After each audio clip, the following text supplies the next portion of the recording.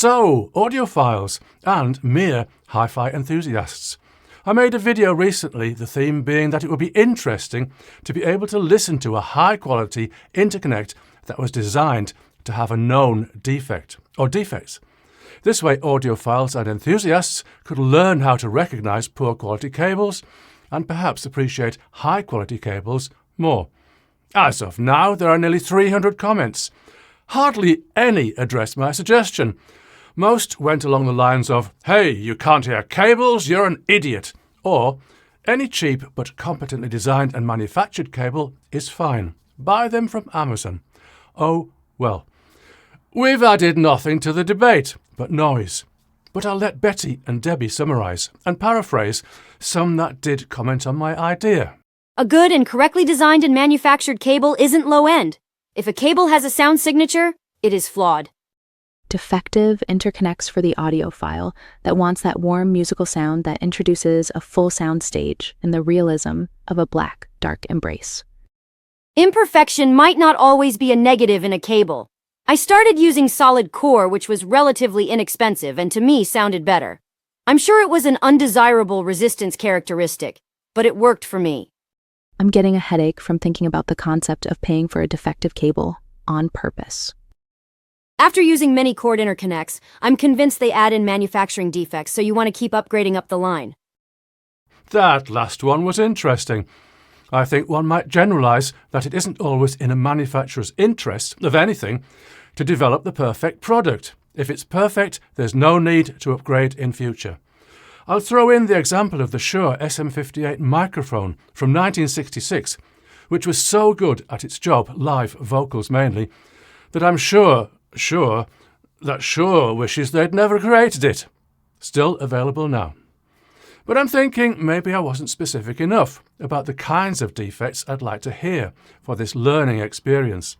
So let's zoom in a bit closer. Let's start with resistance. A cable of, say, 2 meters or so should have a resistance of a fraction of an ohm. Hardly any, in other words. I had Grok do some calculations around the typical output impedance of a source and input impedance of receiving equipment. Grok reckons that around 6,000 ohms would cause a 1 decibel loss. 1 decibel isn't a lot, but it should be audible to most people, particularly if it's possible to make a direct comparison. I'd ask the question to audiophiles. If your interconnect did cause a 1 dB loss, flat across the frequency range, could you hear it? Let's move on to capacitance, which will filter high frequencies. Let's suppose a decent quality interconnect has a capacitance between conductor and shield of, say, 100 picofarads per meter. Again, assumptions have to be made about output and input impedance. If I ask Grok for the calculation, it would need a capacitance of somewhere around 20 nanofarads per meter to cause a 1 dB loss at 10 kilohertz. That's 20,000 picofarads per meter compared to 100 or so in a typical decent cable. 1 dB down at 10 kilohertz. Can you hear it? Are we having fun yet? I think we need to talk about soundstage, a popular topic for sure. I'd say that the most important aspect of soundstage is the left-right separation. Crosstalk, in other words. If you have it, then the sound stage is narrowed, and it won't be flat against frequency. This is more tricky. Imagine a twin interconnect. There would be capacitive coupling between the conductors. Some inductive coupling, although perhaps not so much at audio frequencies. The shielding might not be as good as it could be. Think of a lapped shield against a braided shield, or conductive plastic. There's a whole video in that, but let's just stick to the simpler things for now.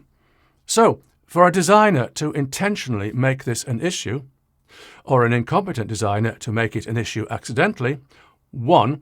Reduce shield coverage, or the two conductors share a shield, or the shield isn't grounded. 2.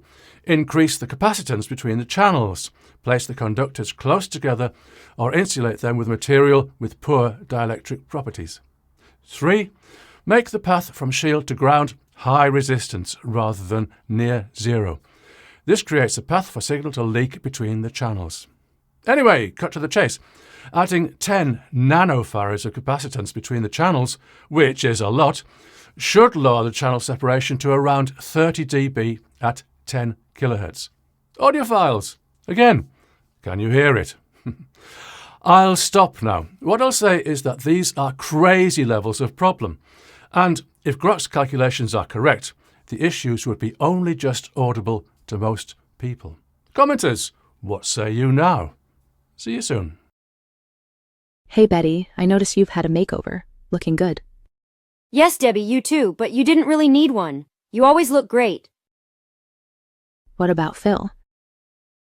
Yes, I wonder if he's had one.